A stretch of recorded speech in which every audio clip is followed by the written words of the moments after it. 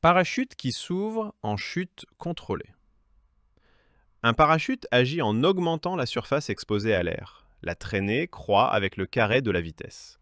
Lors du déploiement, il y a un pic de décélération, puis la vitesse se stabilise à une valeur limite.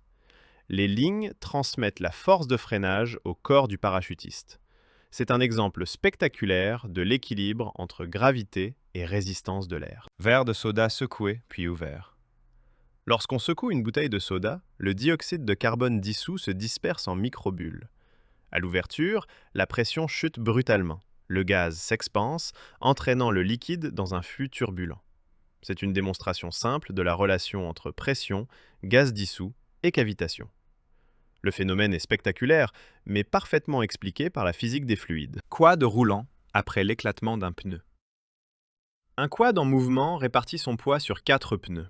Lorsqu'un pneu éclate, la symétrie est rompue. Le côté endommagé perd de l'adhérence, ce qui entraîne une déviation brusque. La jante touche le sol, provoquant vibration et perte de contrôle.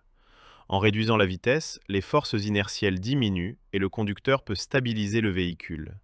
C'est un exemple concret de l'importance de la répartition des forces dans la dynamique automobile. Aimant lâché dans un tube de cuivre. Lorsqu'un aimant tombe dans un tube de cuivre, il ralentit visiblement. La variation du flux magnétique induit des courants de Foucault dans le métal. Ces courants génèrent un champ opposé au mouvement, conformément à la loi de Lenz. La force magnétique agit comme un frein invisible. C'est une démonstration élégante de l'électromagnétisme en action. Clou propulsé par un pistolet à clous.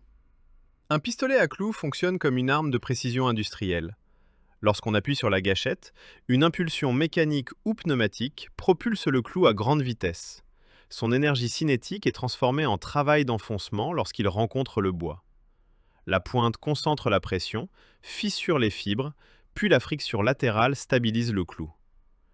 Une partie de l'énergie est dissipée en chaleur et en déformation. C'est ainsi que le clou reste solidement ancré dans la matière. Merci d'avoir regardé cette vidéo. Si elle vous a plu, n'hésitez pas à laisser un like, à vous abonner et à activer la cloche pour ne rien manquer de nos prochaines vidéos. Partagez vos impressions en commentaire, ça fait toujours plaisir de vous lire. À très vite pour de nouveaux contenus.